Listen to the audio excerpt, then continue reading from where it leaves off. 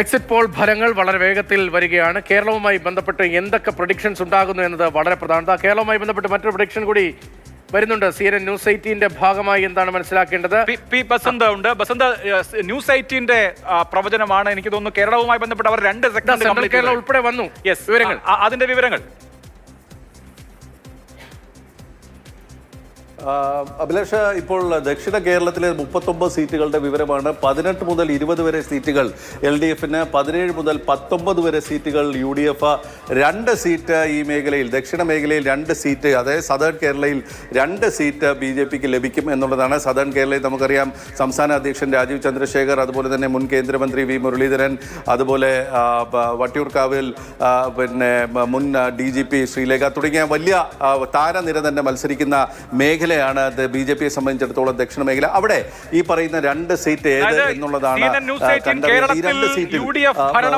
എന്നുള്ളതാണ് ഏറ്റവും പ്രധാനപ്പെട്ട കാര്യം. 70 മുതൽ 80 വരെ സീറ്റുകൾ നേടിക്കൊണ്ട് UDF കേരളത്തിൽ അധികാരം പിടിക്കുമെന്ന് CNN ന്യൂസ് 18. ഒരുപക്ഷെ ആധികാരികമായി ഇപ്പോൾ പറയാൻ കഴിയുന്ന എക്സിറ്റ് പോൾ ഫലം ഇതാണ്. ആദ്യമായി വരുന്ന പരിപൂർണമായ ഫലം എന്ന് പറയാൻ കഴിയുന്ന CNN ന്യൂസ് 18-ലാണ്. 70 to 80, 71 വേണം, പക്ഷേ 80 പ്രവചിക്കുന്നുണ്ട്. 58-68 LDF-ന് ന്യൂസ് 18 പ്രവചിക്കുന്നത്. പക്ഷേ BJPക്ക് 4 സീറ്റ് വരെ എന്നൊരു പ്രവചനം കൂടി അവരുടെ ഭാഗത്ത് നിന്ന് വരുന്നുണ്ട്. ബസന്ത്, ഇപ്പോൾ 70-80 അവരുടെ ഒരു പ്രൊജക്ഷൻ വരുന്നത്. ഈ മേഖലകൾ തിരിച്ചു നോക്കുമ്പോൾ മധ്യ കേരളത്തിൽ UDF-ന് നേരത്തെ പ്രതീക്ഷ നേട്ടം ഉണ്ടാകാതെ പോകുന്നുണ്ട്. ഇപ്പോൾ 25-29 UDF-ന്, അതേസമയം LDF-ന് 24-28. മധ്യ കേരളമാണ് UDF-ന് ഈ പറയുന്ന, ഇതൊക്കെയാണ് കണക്കെങ്കിൽ. അല്ല, തീർച്ചയായും ഈ UDF കേന്ദ്രങ്ങൾ പറഞ്ഞിരുന്നത് എറണാകുളം, കോട്ടയം, പത്തനംതിട്ട ഈ 3 ജില്ലകളിൽ അവർക്ക് വ്യക്തമായ ആധിപത്യം ഉണ്ടാകുമെന്ന് പറഞ്ഞിരുന്ന ഒരു സ്ഥലത്താണ് ഇവിടെ ഒരു ഇഞ്ചോടിഞ്ച് എന്ന് വേണമെങ്കിൽ പറയാവുന്ന തരത്തിൽ വന്നിരിക്കുന്നത്. 24, 28, 25, 29 എന്ന് പറയുമ്പോൾ ഏറെക്കുറെ വളരെ ചേർന്ന് പോകുന്നു എന്നുള്ളതാണ്. അപ്പോൾ ഈ എറണാകുളത്തും കോട്ടയത്തും അതോടൊപ്പം തന്നെ പത്തനംതിട്ട പോലുള്ള സ്ഥലങ്ങളിൽ കഴിഞ്ഞ പഞ്ചായത്ത് തിരഞ്ഞെടുപ്പിൽ, തദ്ദേശ ഭരണ തെരഞ്ഞെടുപ്പിൽ നേടിയ നേട്ടം UDF-ന് നിലനിർത്താൻ കഴിഞ്ഞിട്ടുണ്ടോ എന്നുള്ളൊരു വലിയ സംശയം വരുന്നു. സമാനമായ സാഹചര്യത്തിൽ നോക്കുകയാണെങ്കിൽ മലബാർ മധ്യകേരളത്തിന്റെ കണക്കിൽ വന്നിട്ടുണ്ടാവും. ഒരുപക്ഷെ തൃശ്ശൂർ കൂടി മധ്യകേരളത്തിന്റെ കണക്കിൽ വന്നിട്ടുണ്ടാവും. വലിയൊരു എഡ്ജ് അവിടെ ഫീൽ ചെയ്യുന്നുണ്ട്. ഇതിൽ എനിക്ക് തോന്നുന്നു, നോക്കൂ, ഇപ്പൊ 70, 68, 2 എന്നൊരു സെനാരിയോ വരാം. അങ്ങനെ വന്നാൽ അതൊക്കെ വളരെ കൗതുകകരമായിരിക്കും. 2011 തെരഞ്ഞെടുപ്പിലേതുപോലെ വളരെ ചെറിയ വ്യത്യാസം മാത്രമേ LDF-ഉം UDF-ഉം തമ്മിൽ ഉണ്ടാവുകയുള്ളൂ എന്ന സൂചന തരുന്ന ഒരു UDF-ന് അനുകൂലമാണ് തോന്നുമെങ്കിലും വളരെ ടൈറ്റ് ഫൈറ്റിന്റെ ഫീലാണ് ആ കാണുന്നത്. വളരെ ടൈറ്റ് ഫൈറ്റിന്റെ ഫീലാണ് ആ കാണുന്നത്.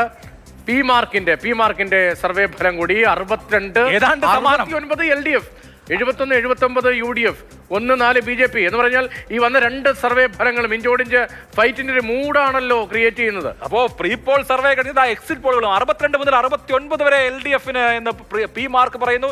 71 മുതൽ 80 വരെ, 71 മുതൽ 79 വരെ UDF-ന്, 1 മുതൽ 4 വരെ BJPക്ക് എന്നും പറയുന്നു പി മാർക്ക്. അപ്പോൾ 2 പ്രധാനപ്പെട്ട സർവേകൾ, ഒന്ന് CNN news 18, 2 P mark. Basant, 2ഉം ചെറിയ ഭൂരിപക്ഷത്തിന് UDF അധികാരത്തിൽ എത്താമെന്ന സൂചന നൽകുന്നുണ്ട്. അതായത് കേരളത്തിൽ വളരെ ശക്തമായ പോരാട്ടമാണെന്നാണ് ഈ എക്സിറ്റ് പോളുകളും പറഞ്ഞു വെക്കുന്നത്. നമ്മൾ എറർ മാർജിൻ കൂടി കണക്കിലെടുത്തു കഴിഞ്ഞാൽ കാര്യങ്ങൾ വലിയ ബുദ്ധിമുട്ടാവും.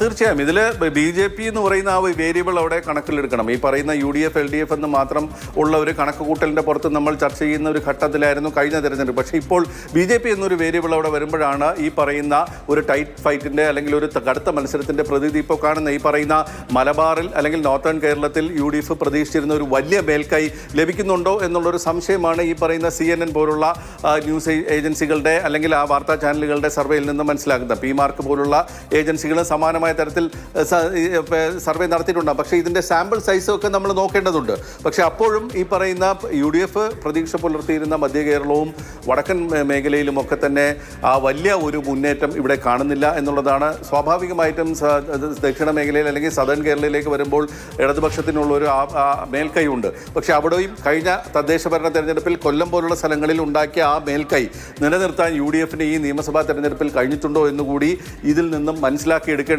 ഞാൻ നേരത്തെ പറഞ്ഞ പോലെ ഇതിൽ ഏജൻസിയുടെ വിശ്വസനീയത, അതോടൊപ്പം തന്നെ സാമ്പിൾ സൈസ്, ഇവയെല്ലാം തന്നെ കണക്കിലെടുക്കേണ്ടതുണ്ട്. പക്ഷേ ഈ കാണുന്ന 2 വന്നിട്ടുള്ള സർവേകളിൽ BJP എന്നുള്ള ആ ഒരു ഘടകം അത് ഈ പറയുന്ന UDF മുന്നേറ്റത്തെ വലിക്കുന്നുണ്ടോ എന്നുള്ളതാണ്, അല്ലെങ്കിൽ ആ ഒരു മുന്നേറ്റത്തെ തടഞ്ഞു നിർത്തുന്നത് BJP ആണോ എന്നുള്ളതാണ്. ഈ പറയുന്ന മലബാറിൽ പോലും CNN ന്യൂസ് 18 ആ കണക്കിലേക്കൊന്ന് പോയാൽ മധ്യ കേരളം, വടക്കൻ കേരളം, തെക്കൻ കേരളം തിരിച്ചൊന്നും നമുക്ക് പറയാൻ തോന്നുന്നല്ലേ അഭിലാഷ്? ഇപ്പോൾ സൗത്ത് കേരളയിൽ, തെക്കൻ കേരളത്തിൽ 18-20 LDF-ന്റെ വളരെ പ്രധാനപ്പെട്ട കരുത്തുറ്റ പിന്തുണയുള്ള കോട്ടയാണല്ലോ തെക്കൻ കേരളം. അവിടെ 18-20 LDF-ന് അനുകൂലമാകുമ്പോൾ 17-19 ഇഞ്ചോടിഞ്ച് ഫൈറ്റ് ആണ്. അതായത് ആലപ്പുഴയിലും അതെ, കഴിഞ്ഞ തവണ വെറും 4 സീറ്റാണ് കിട്ടിയത് തെക്കൻ കേരളത്തിൽ. സീറ്റാണ്, കൊല്ലത്ത് 2 സീറ്റാണ്. അങ്ങനത്തെ ഒരു സാഹചര്യത്തിലാണ് അവിടെ വലിയ ഫൈറ്റ് നടന്നു. 18-20 LDF-ന് വേണ്ടിയുള്ള പ്രഡിക്ഷൻ വരുന്നത്.